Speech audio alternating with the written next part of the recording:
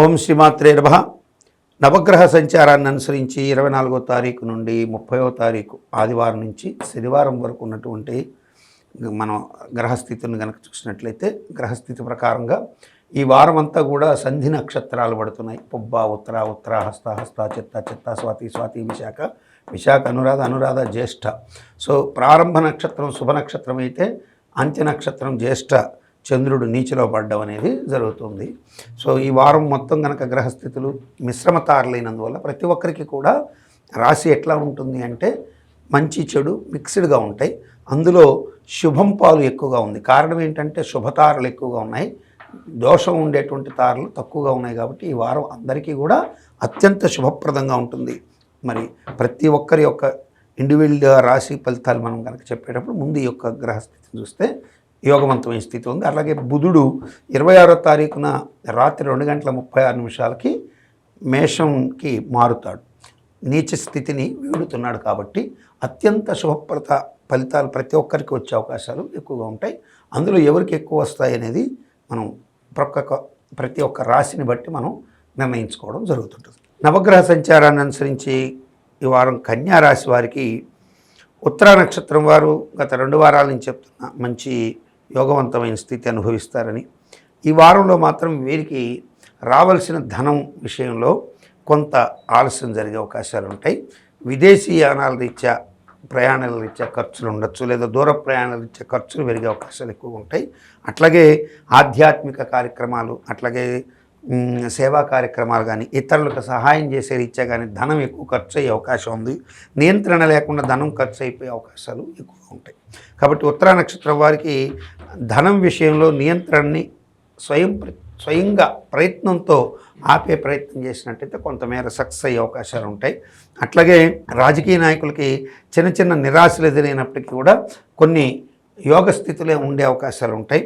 మంచి అనుకూల వాతావరణానికి కావలసిన విధంగా మానసిక స్థైర్యం ఏర్పడుతుంది. కుటుంబ లాభాలు అయితే ఉంటాయి ఉత్తరా నక్షత్రం వారికి. హస్త వారికి చూసినట్లయితే వార ప్రారంభంలో కొంత యోగాలు ఉంటాయి. వారాంతం దగ్గరికి వచ్చేటప్పటికే ఆ చంద్రుడు నీచిలో పడిపోయే స్థితి ఎక్కువగా ఉంటుంది 30వ తారీఖుకి. సో వారాంతంలో అంటే 29, 30 ప్రాంతాల్లో వీరు చిన్న చిన్న ఇబ్బందికర సంఘటనలు, మనసుకు కష్టం కలిగే సంఘటనలు ఎక్కువగా ఎదురవుతాయి. ధనపరంగా కూడా హెచ్చు మొత్తంలో ధనం తీసుకొని ప్రయాణించేటప్పుడు చిన్నపాటి ప్రమాదానికి గురయ్యేవాళ్ళు, ధనం నష్టం కావడము, లేదా వాహనాల్లో ధనం పెట్టుంటే ఏదైనా తస్కర్లు ఎత్తేయడము, లేకపోతే మీ అజాగ్రత్తతో ఏ బ్యాంకుల దగ్గర ధనం తీసుకొని వస్తున్నప్పుడు ఏదో పక్కన పెట్టుకుంటే ఎవరో తస్కర్లు కొట్టేయడం లాంటి అవకాశాలు ఎక్కువగా జరుగుతాయి హస్త నక్షత్రం వారికి. కాబట్టి జాగ్రత్తగా ఉండాలి. ఇక చిత్తా నక్షత్ర జాతకులు ఈ వారం మిక్స్డ్గా ఉంటుందండి. పెద్దగా డెవలప్మెంట్ ఉండదు, అట్టని ఫెయిల్యూర్స్ ఉండవు. చెప్పాలంటే ధనం కొంచెం ఎక్కువగా ఖర్చు అయ్యే అవకాశాలు ఉంటాయి. ధనం విషయంలో పొదుపు ఖచ్చితంగా పాటించాల్సి ఉంటుంది. తీసుకునే నిర్ణయాలు కూడా ఆచితూచి తీసుకోకపోతే ఖచ్చితంగా ఇబ్బంది పడే అవకాశాలు ఎక్కువగా ఉంటాయి చిత్తా నక్షత్రం వారు. సంఘంలో గౌరవ ప్రతిష్టలు అయితే ఈ ముగ్గురికి కూడా బాగా పెరుగుతాయి. అంటే మిమ్మల్ని అనుసరించే వ్యక్తులు కావచ్చు, రాజకీయ నాయకులు అయితే, అట్లాగే సహోద్యోగులు అభిమానించే వాళ్ళు పెరుగుతారు. మిత్రలాభం జరిగే అవకాశం ఎక్కువగా ఉంటుంది. అయితే మిత్రుల పూర్వకంగా వచ్చేటువంటి కొన్ని రకాల ప్రశంసల రీత్యా విమర్శలు కూడా కొన్ని వస్తాయి. 6 శుక్రుడు కొంత అవయోగాన్ని కలిగిస్తాడు. కాబట్టి కొంతమేర మీకు విమర్శలు కూడా ఉంటాయి. మీరు ఒక నలుగురు పొగిడితే 2 తిడతారు. ఇది మామూలుగా జరిగేదే. కాకపోతే ఈ వారం మీకు అది ప్రత్యక్షంగా కొంత అనుభవంలోకి వచ్చే అవకాశాలు ఎక్కువగా ఉంటాయి. ఇక ధనపరంగా పెద్దగా ఇబ్బందులు అయితే ఉండవు కన్యారాశి వారికి. ఈ కన్యారాశి వారికి ఈ వారం బాగా వచ్చేటువంటి సంఖ్యలు ఏవి అనేది చూసినట్టయితే వీరికి నాకున్న పరిజ్ఞానాన్ని బట్టి చూస్తే ఈ వారం అన్ని సంఖ్యల్లో కంటే కూడా వీరికి బాగా వచ్చే సంఖ్య 1.